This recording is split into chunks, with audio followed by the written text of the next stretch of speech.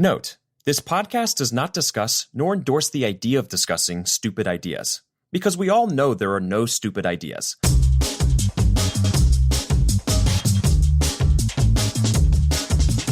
Hello, and welcome to Discussing Stupid, the podcast where we will tackle everything digitally stupid, from stupid users and the crazy things they do, to stupid practices and the people who use them. We'll explore the stupid things we all do, and maybe even come up with a few ideas on how to do things better. And now that I got your attention, let's start discussing stupid.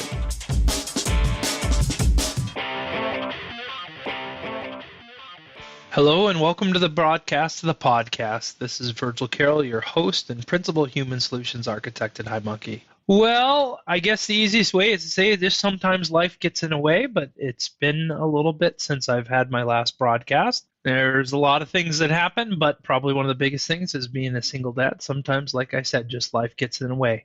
But I'm really happy to be back and continuing on for the new year. I think I got a good lineup of guests and topics that I want to talk about here coming up.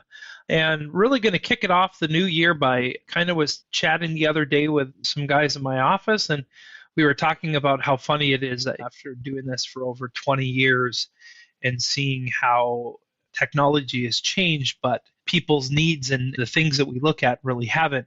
It's kind of felt like to us, especially over the last year, a lot of things are very much recycling from things that we thought were important a really long time ago, but maybe the world wasn't quite ready to what we kind of see as important today. So I asked Chad Heinle and Joel Baglien, two gentlemen that have been with me for a really long time, to kind of kick off the new year by having a conversation about what old is kind of new again, and talking about some of the things that we're seeing that really we've seen before, but how it applies to today. So hope you enjoy it, and here, take a listen.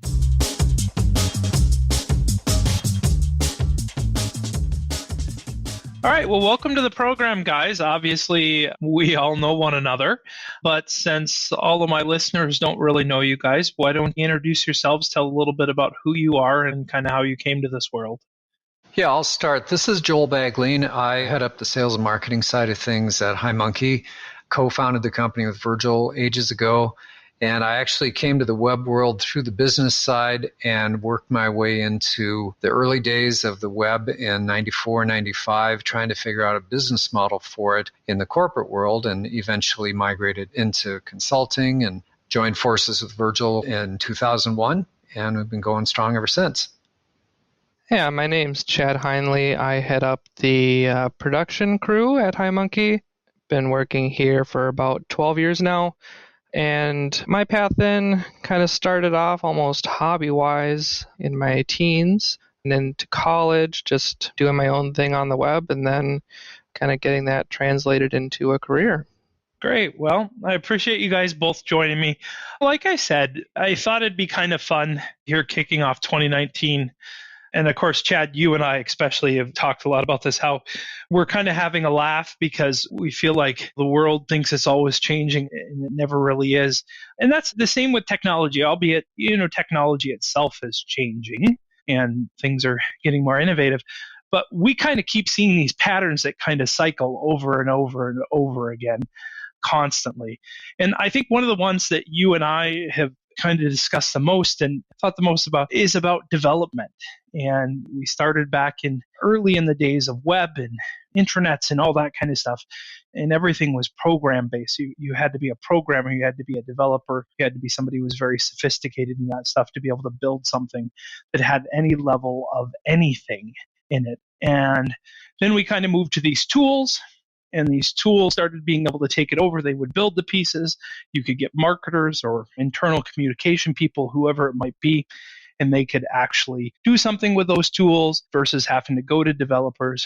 Well, now we're kind of at the other side where actually a lot of that world is actually going back to saying, well, let's get in developers involved a lot. And I know you've been dealing a lot with this in projects, but why don't you talk a little bit about how you've seen that side? I guess in the 12 years with HiMonkey and even a bit before that, I was really entering this world on the tail end of that developer-oriented approach to sites. We were just kind of seeing a lot of the CMSs take off. I know we were working with very early versions of Kent.Co and Sitecore back then. So we were still in this mode where if you wanted to be on the web, you probably had to have something coded in HTML. And there were tools to help with that, but it was really still much developer world. But then all these tools came in, and anybody that could point and click a mouse could now build a website. And I think that led to, in my mind, a great advent of being able to expand the web, but at the same time, kind of letting anybody do it. To be maybe a little more blunt than I should be, kind of led to some really awful websites because there was no planning around them. They did what they wanted to do without any thought behind it, and it was really just focused on their own opinions without any background backing up that with data. During that time, and like you said, we're really coming back around to the other end again. I think people are getting that same thing where they realize that giving certain people control of what goes out should be limited, and it should be limited to those that can make it the best experience possible. Now, that might not always be the programmer, but certainly having that information, that background for efficiency, for ease of use, kind of falls more in that developer and agency approach. We build in our own projects, we build in accessibility, and we have all this backlog of experience. So having that background and that knowledge, I think, helps to put these forward in the best foot forward, I suppose.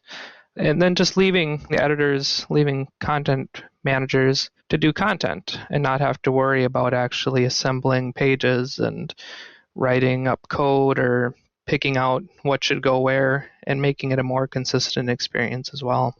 Yeah, well, first, Chad, I have to pick on you because we're supposed to call that organic growth so that we don't actually pick it.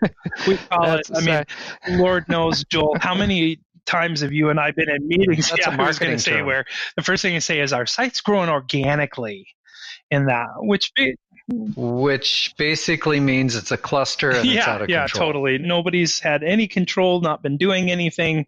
They really never put anything in it, which I agree with you, Chad. I think I, of course, being the person that has really liked the tools because I'm a firm believer from kind of the user experience side of being able to enable the end user, the business user to be able to do something. I did kind of have that epiphany moment where I kind of understood, well, here's the problem is, one, technology changes so damn fast these days that it's really hard for organizations to keep up with. So they might have a part of their website that they're like, oh man, we could really take advantage of this new tech or this new way of doing something, this new model of doing something. But with the tools that did all the work for you, a lot of times that meant waiting until that system was up to date and then waiting until you could upgrade and doing all the changes and have to do this mass change. Where this whole model is, well, instead, if you have more of a developer-centric site, now you can just take that one little piece and kind of make the modifications of that piece and do something like that on that side. The other piece that I think kind of fits into that is just the whole process of allowing people to work just a little bit differently in unique situations because, obviously we've been a big proponent of getting companies and organizations to have some consistent practices around what they do. But where maybe 5-10 years ago, we really saw this as a really succinct process. Now we've kind of brought it to practices where we're saying, well, the reality is here's the good practice of doing something. There isn't always that need to follow an exact process around getting there. And Joel, you and I have conversations with people all the time that that's kind of what they're trying to do, especially when you start going into that higher ed and that government agency side, is they're trying to get everybody to follow a specific process. And the reality is they just have too many cooks and not a big enough kitchen. Yeah, and actually kind of on a tangent to what Chad was saying too, it comes down to there's a trend, so what's old is new again, there's a trend to go for more simplified types of sites and including that ability to have the consistent practices, but have content be consistent, the placement of it, and really looking at it as, hey, how do we distill this down so that it's the absolute essentials of what people need? And related to that, that kind of gets to that point of accessibility. which for those people listening that haven't been paying attention, especially in 2018, there was one particular person in New York that filed lawsuits against 50 higher education institutions, yet to be determined if he's going to win. This individual's blind. And the reason he filed them is because, hey, it's been 30 years roughly since the ADA was passed. All of these higher education institutions have been on notice that they need to be more accessible and more compliant, and a lot of them haven't done anything. So it's kind of this has been around for a long time, people. Wake up. Now lawsuits, unfortunately, are the things that are getting their attention, but it's not just colleges, because I think it was Pete's Coffee, Aldi. I'm trying to remember, there was one other one that was referenced in this particular article that have also been sued for being non-accessible, which gets to that point of simplification, not just in the way it's developed in the code base, but also the overall architecture, the look and feel, the design of the site, the use of colors, all of those things that get to that point of simplifying it and putting the content in the control of people who write content, but don't give those content people ability to change the look, the feel, the design, and some of those other things that start to violate ADA best practices. Yeah, it's a good point because, of course, Beyonce is getting sued. And if somebody of that level is getting sued, obviously it's becoming important. But to us, since we've done so much government and higher ed work, this has been an important thing to us for a very long time. But part of that is, again, being able to give people more individual control over things. And sometimes you have areas of a site or an intranet or whatever it might be that are frequently visited and pieces that are not so much. So there may be, you have to prioritize kind of where you're putting your effort.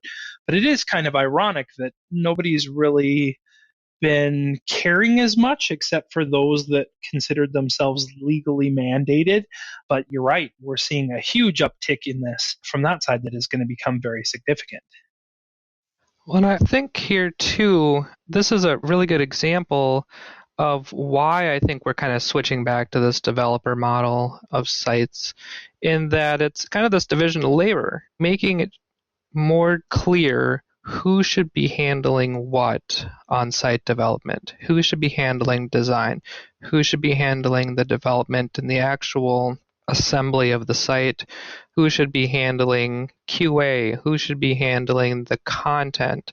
Accessibility is in there. I think it's getting more clear with companies who's actually responsible for that. Instead of having these platforms or these methods where one small group or one group could do so many different things, now it's kind of getting divvied up. Well, and we also had that moment where we thought that really the most important thing was to make sure that content contributors could do what they want. And over a long period of time, we've kind of figured out that's a really bad idea, in that we need to have a lot of controls over them. And so it is kind of ironic because this probably entails, if you think the last 3 to 5 years worth of projects we've done, you probably could look at them and say, a fair number of them, we've kind of added controls on top of CMSs to lock down certain things from people being able to do, or adding monitoring tools or whatever like that. But that's actually a really good point of why, when you have that bigger separation of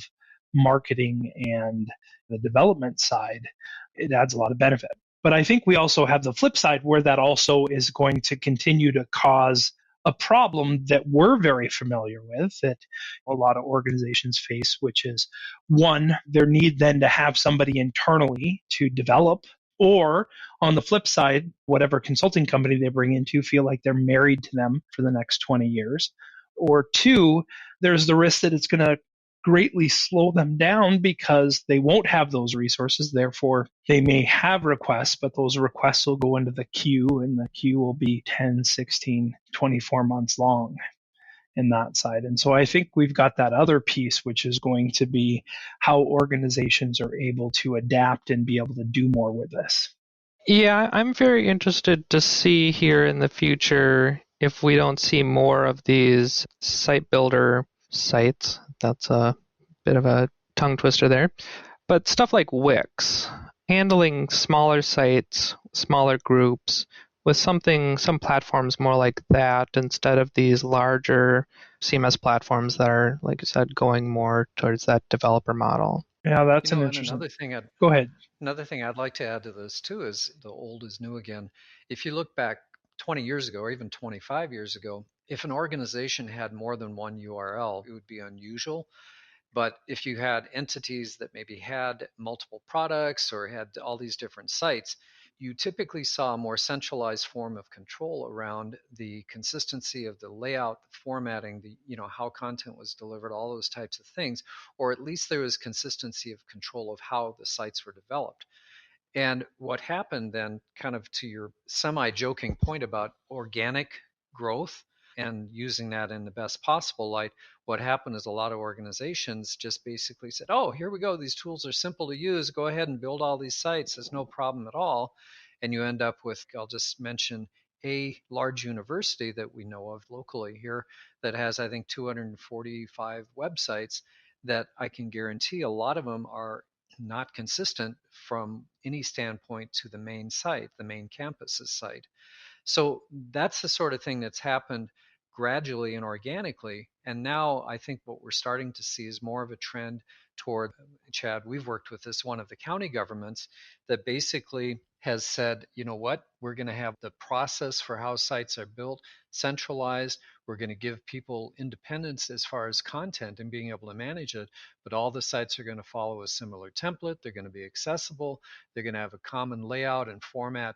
So there's this centralized control coming back into play, at least for organizations that realize that you can't have organic and still manage sites in an intelligent way. Yeah, it's actually ironic that you bring that up, Joel, because that kind of segues well into there when you talk about an organization with too many sites and too many things going on. Because, again, another obvious piece is if we look almost 20 years ago, I mean, of course, I've been doing this for 20 years, but you and I have been together for 18, 19, and 17 of that, something like that.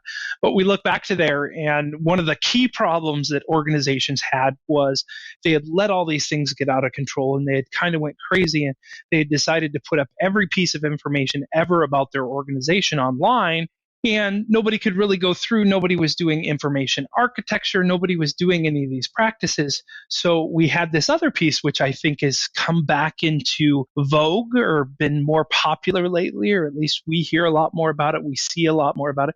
And that's search. And it's kind of ironic we say that because people use search pretty much every day. Not their organizational search, probably, or not a public website search, but they use Google and Bing and all those different search engines. So maybe some people will be stopping using Bing right now. But from that side, search has really come back on there, and that is a lot of what's happening. As a matter of fact, it's a topic of kind of a future discussion that I'm going to have next month with a friend, and talking about how do we bring the cohesiveness of all these disjointed pieces. And even in an organization that only has a website and maybe doesn't have a ton of content, they're still developing and distributing a lot of content in other channels, whether it's Instagram or Facebook or Twitter or all these other mediums in here. And their customers are really looking for, how can I get to all this information there? And so that's definitely something we're seeing a lot more now too, is we're seeing organizations saying, oh my God, we can't just use these out of the box CMS search engines. We actually got to do some search and have some planning around it to be able to get people to what they need to get to. It's funny that we bring up search because it's always been present, but I think there was a time there too where the focus was taken off of search and the focus was put on, you have to make everything available within a couple clicks. If you're on the home page, you click once on a category and then once on a subcategory and then you're there. Instead of organizing the content how it most logically made sense, and even if you had to go deeper into a site, which is what search provides. It provides that path to get there. You still need that architecture, obviously, so people that don't search or that don't know what they're searching for can find information. But being able to use search as a navigation tool is certainly very helpful in my mind, and something certainly that we're coming to see more and more of. Yeah, and Chad, to your point too, and hopefully we'll never see it come back, is that organic growth of the homepage with 500 links on it, which was something that was very common. Yeah. Yeah. Oh, God. Yeah, and it was horrible. But then again, people were thinking, oh, well, we'll make everything available. And they had no governance and no plan for figuring out what mattered or what was important. So you'd have these lists of links and no one could find anything. What a shock. Yeah. Well, and I think another thing that we're starting to learn a lot from, and this is kind of that other side of it, is that the internet kind of went to this trend of plain and simple in that, which is great from a consumption perspective. So if I'm walking through a site, it's not great to always get to pages that have a ton of content that I have to read through and have to really digest, but be able to have short little bullet points and that kind of stuff. But on the flip side, that's made the world of search a lot worse. And a lot of organizations don't understand why they're not getting higher up in the search engines of Google and all those kind of things. But the reality is they are. It's exactly what you said, Chad. The structure, the content all play into how good a search is. You can't just turn on a search engine and it works. You have to put some type of effort around that. And I think that's part of what we're seeing too now, is that organizations are trying to figure out, well, how can they find that balance of content so that they're both feeding some rich information to search, but then also at the same time not overwhelming their users. Yeah, and on top of that, too, I think search is expanding. I mean, when you talked about search 12 years ago, you were talking about searching a site. And now we're talking a lot more about enterprise search, a way to expand that search so it's not just focus on one area of content or you have multiple searches focusing on separate areas, but really kind of consolidating everything. So again, that structure is important for the results and for people that are just going to look, but the search itself is just becoming more prolific in being able to surface information just a lot faster as well. Yeah, and I think it's good to point out that I'm sure if there's a marketer listening right now, it's like, I don't care about enterprise search. But it's like I said before, enterprise search is not necessarily just mean internal systems, which is kind of where that phrase kind of goes to, albeit that's getting to be a bigger piece.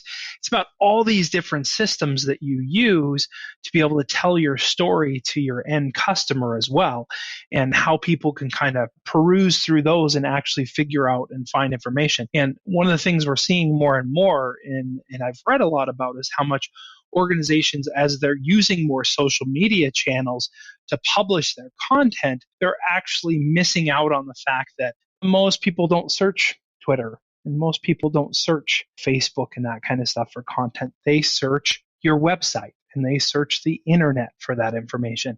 And there's just not this overall roundabout practice that is good enough that people kind of understand. And that's why probably, even though I still kind of hate the phrase multi-channel or omni-channel, it's probably where that's really supposed to be. Is it's supposed to be, you have a source of the truth, but you can share that source of the truth in a lot of different ways. And I think that it's not only from an internal standpoint, but also from kind of an external customer facing standpoint that organizations are really starting to struggle with this. And this is where search technology has improved so much that it can really bring about that ability to bring that all together and do that. I mean, just recently, one of our customers, they have their internal systems and then they have these knowledge bases that are hosted somewhere else. Well, being able to bring that all into a cohesive search can make a big difference. The same as on the flip side, if you search everything and you crawl everything, the reality is it's going to be a lot harder for people to get there. So you have to find that balance. But overall, I think search is really kind of moving in that direction of, again, being a premier part of an organization's kind of digital strategy. Again, whether it's internal or external, they've got to be thinking about this because they're just aggregating too much content and nobody has a really solid way to find it once it's there. Well, I think too the technology is being evolved to the point where before we were talking about division of labor and people in charge of content should be in charge of content.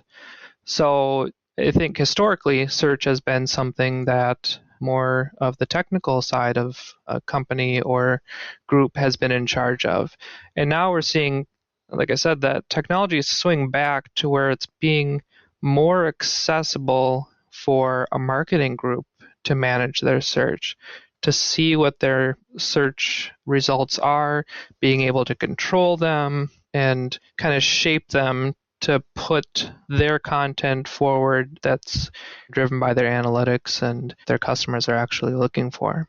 Yeah, I think that's where things are going now and that. So, and, speaking of analytics, I mean, when you start talking down that path, I mean, that's a whole rabbit hole. I was actually going to start making jokes about artificial intelligence and how that's the new search silver bullet, but I think I'm going to let that stray on another topic. But yeah, and Virgil, let me kind of interject here too on the analytics side, because something that I've observed, it seems like, and maybe this is more difficult for me to even quantify, but it feels like or seems like a lot of the challenges that people face on the marketing side these days are around justification of some of the different platforms like social media in particular, and finding analytics that actually make sense to justify the effort, the expense, all of the time and commitment that are made for those. And again, in the theme of this podcast, where the old is new again or whatever, what a lot of people may not realize is back in the late 90s, before the whole web crash of 2000, 2001, there was a lot of that going on too, where everyone just assumed, oh, it's a website, let's build it, it'll be awesome, build it, they will come, we don't need to justify it with analytics. And some people would they'd try and figure out, is there a way to justify all these millions of dollars being spent for these platforms and these investments?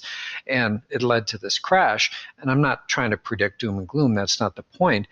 But there's a feeling, it seems to me like there's a feeling amongst a lot of people, and I'd be interested if marketing people feel this as well, that it is difficult to justify sometimes the time, effort, and expense around some of these newer platforms, because it's so difficult to quantify a result back in, say, revenue or contract or deals or whatever it might be. It feels like history, what's that saying? History doesn't repeat itself, but it feels like it's rhyming a bit. Yeah, and as a matter of fact, you said go along with the theme of the podcast, we could really go to the theme of discussing stupid by saying, I just recently read an article through CMS Wire that was talking about that there's still a huge percentage of digital strategists that look at hits as something to significant. Yeah. And they do kind of rely on the fact that the typical business person doesn't really know what the hell they're looking at. So they're like, look, we've gotten 10 million hits in the last month. But that's 15 years ago, we knew that didn't mean crap for anything in there. So we have these things in that. But I agree with you. I think there's definitely an importance from that side. And I don't think in any way we're advocating dumping those as strategies. But the reality is, even us internally, we've learned that there's platforms that resonate well with what we do and kind of the stuff we put out. And there's others that we put out stuff on, but basically don't care about because it really means nothing to that. And I think a perfect example of that is Twitter. I mean, the reality is, if you don't have a message that I hate to say is almost controversial today, you just don't have anything that most people care about on Twitter. And I don't see a lot of prevalence through Twitter. Yet Instagram, since we're a very visual company, has been something that has had some really good effect for us from helping the world know that we're out there. And with all due respect to the marketing professionals out there too, I got to imagine there's a cringeworthy moment when, say, your boss or the CEO of the company says, hey, we spent all this money on X social media. What did it get us? And there's this big pause in the room. That's got to be tough. Yeah, well, on top of that, even take internal communications people. How many times have we met with internal groups that manage communications that try to use social media to connect with their employees? And the reality is there's still kind of a prevalence of people not wanting to connect with their employer via that for a whole plethora of reasons from that side. Yeah, and there's the social piece of it too, which, again, we're not trying to get into dissecting people and humanity, but why not? People are probably getting. Okay, really well, let's do that. Okay, so here's the theory. Depending on the point in time that the person maybe came from in technology and their comfort level, some people are more easily overwhelmed, some are less easily overwhelmed, or people just get cumulatively overwhelmed. And we hear that all the time now about how there's all these different types of media sources, all these different options and venues and ways that you can get all of your information. And you hear more and more frequently now But you heard it 20 years ago or 30 years ago, people would say, screw it, I'm done. I'm going to shut myself off. I'm going to stop listening. I'm going to stop paying attention. And they'll do that for periods of time, or they may decide, okay, I'm going to become a hermit. But that's still a thing now, and I think it's becoming more prevalent because people look at this and they say, geez, this is too complicated. I have to remember 50 or however many passwords just to go about my day-to-day life in work and personal. And it wasn't that bad 20 years ago, but it was starting to be. And it's continued in some ways socially to become extremely stressful, which is why I think there's that return on the website in particular toward simplicity, simplified access, look and feel, search, make things easy to find, because life is just damn complicated already. Anything we can do or anything a company or a government can do to make it easier is going to be better. And you bring it up, and I swear you almost sound like a plant that you're kind of moving into each of my next topics. But I doubt you even know what passionate. Yeah.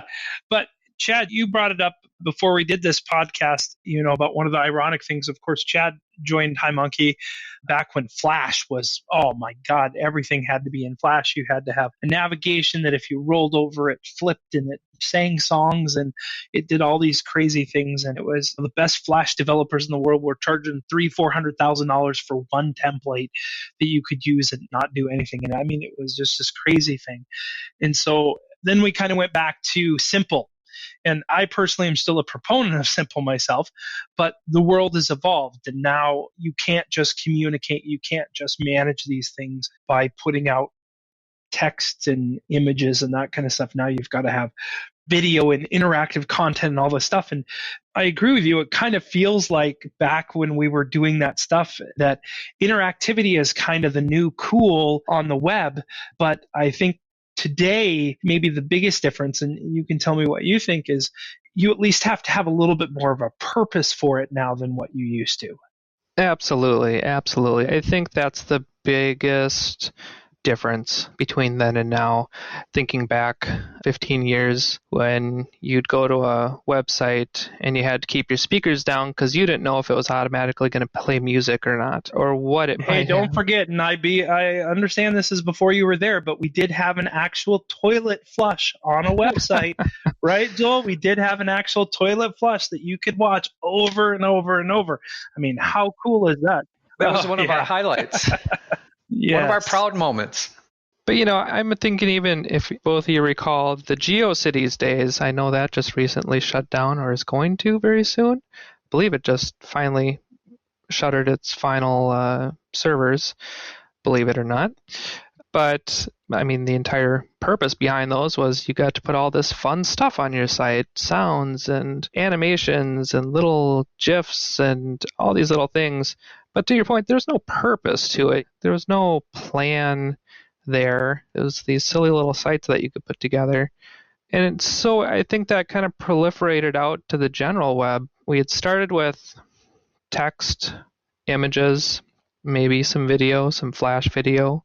And then we really, I think, swung full into Flash websites, highly decorative, highly animated, interactive. But again, there wasn't a lot of purpose behind many of those. It was there. Flash was there for the Flash. Yeah. It was to be flashy. Flash was for Flash. Yeah. And it was just because you could, really. Everybody had it. Everybody was using it. All the browsers supported it. And that's just what you did. But then, right, I think it was information overload and people got enough. So we went back to simple again. But now, right, I think what happened in my mind is that the web just got boring. You think about other things that you consume, TV, movies, books. Kind of like cars in the 1970s. That's true. But it's, they got boring. You don't want to consume these things if they're boring. There's certain things that you have to do, obviously, that you're just going to have to suffer through whatever website it's on to get the information. But if a website's boring and you don't have to be there, you're not going to be there. So I think that purpose has come back of retention, keeping people on your site to drive them towards doing something. Hey, and I got to tell you, this is an interesting irony.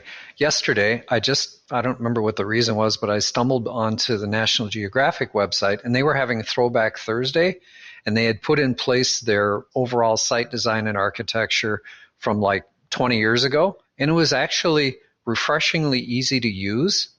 What does that tell you? Yeah.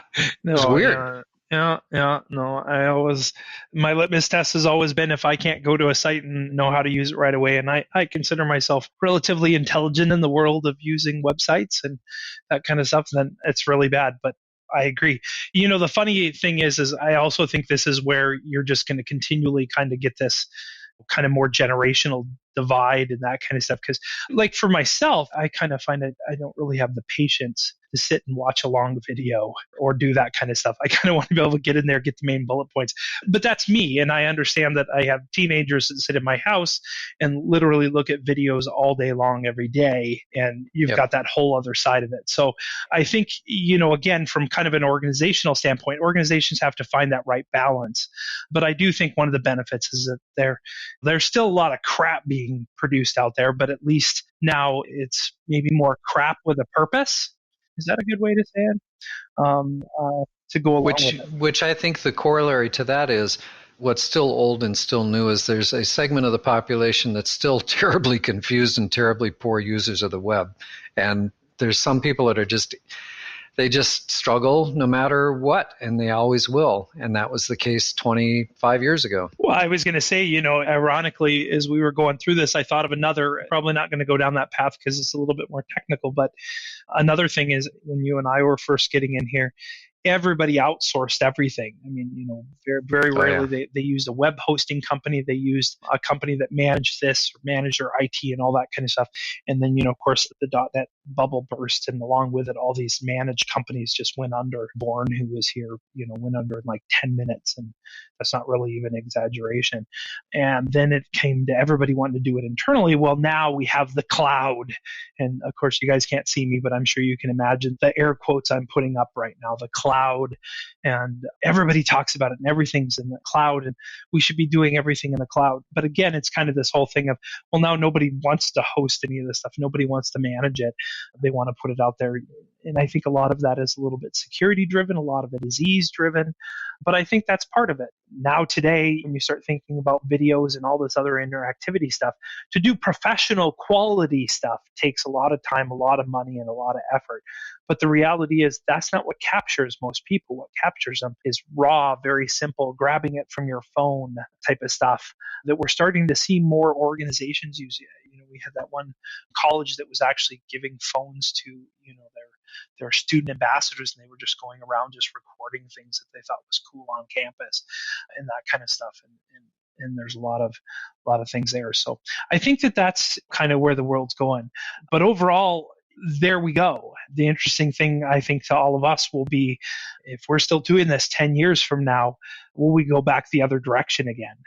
Otherwise, do we start finally hitting a level of information overload that the world starts to retract from that and go back to, God, we need information to be simple and digestible versus being thrown at us every millisecond. And we need to go back to having tools that we can do very simple things with. And we need to go back to things that we can find stuff on very easily. I think that's going to be an interesting thing because, I'm sure there's somebody that could say that we're in a direction that we could never go back. But I think it'll be interesting to see if we someday hit a point in which we've went too far, and the only answer is to turn off the internet for a short amount of time or something along that lines. Let it reset. Make sure Skynet doesn't take over. Make sure Skynet. Yeah. Which of course is AI. Yeah. Evil cyborgs. So, well, hey, actually, let me give you one quick analogy since I mentioned cars from the 70s before. One of the things that, for those people who pay attention to cars, if you look back in the muscle car days in the 60s, there were some really cool cars. They were not always that safe to drive. They leaked oil. But on the other hand, they were fast and they were fun. And then in the 70s, they all kind of started to decline. And in the 80s, they almost disappeared. The 90s, it was like non-existent. So then they started to have this renaissance of new versions, improved technologies. The engines didn't leak. They actually ran. They had a lot of horsepower, really good brakes, safe to drive, great to handle. So you've got this renaissance of muscle cars that are even more fuel efficient than you would ever thought possible. So the analogy is, I wouldn't want to predict what the web is going to look like in 10 years, but there's some analogy to that where the original was rough and raw and leaked and was fun but crazy. And then it kind of went through this period that I think we're coming on the end of, the boring, bland and stuff. It's like, okay, God, there's got to be something better than this. And it's starting to evolve to whatever this next version of the muscle car is. That's kind of where I see the analogy going. And cars, no, not the same as the internet. But on the other hand, technologies merge. So, you've got the internet and cars. Who would have thought that 30 years ago? I got to just tell you, Joel, I'm just impressed that you shared like 5 or 6 analogies and not one has had a motorcycle in it. So I'll give you that one right there. So actually, I do. I'd like to hear it. No, there we go. We don't need to hear that yet. There it comes. Well, guys, obviously we talk all the time, but I appreciate you joining me on here to go through this. Hopefully people got a little bit of insight in there, but I think we're at a point in time in the world of technology where all this new stuff feels very old to us. Like we're kind of going back in time to go forward in time. And it does kind of make you always wonder because they talk about how the world goes in cycles. But I thank you guys very much for joining us, and I'm sure the listeners are going to enjoy hearing what we all had to say. So thanks a lot and have a great rest of your day. Thank you. Thanks. You too. Well, now we hit that point in the podcast where we talk about our stupid buzz. Otherwise, we look at a buzzword or buzzwords out there that maybe at one point in life had meaning but really don't have meaning anymore. And today's stupid buzzwords is digital workplace. And so one of the reasons that this just really irritates me is because it's really kind of a nonsensical phrase. It really doesn't have a place for us. So in very simple terms, I've been doing this for a really long time. And back in the day, one of the things when we really first started doing things like collaborate and work together on things, there were a lot of different tools that we could use and a lot of different things that we could do. And people really hated that because everything was really jumbled and nobody could really figure out, well, do I use this tool? Do I use this? Does this exist here? Does it exist there? So then we started building all these systems. And with those systems, we started bringing all those functions together. But then everybody hated that because what happened is that you take those systems and those systems never really adequately did any of their individual jobs really well. They did all of them okay, but there were other systems that did this piece really good, this piece really good. So the reason that we started moving to the phrase digital workplace is because we used to call it collaboration, and collaboration meant that everything kind of worked together.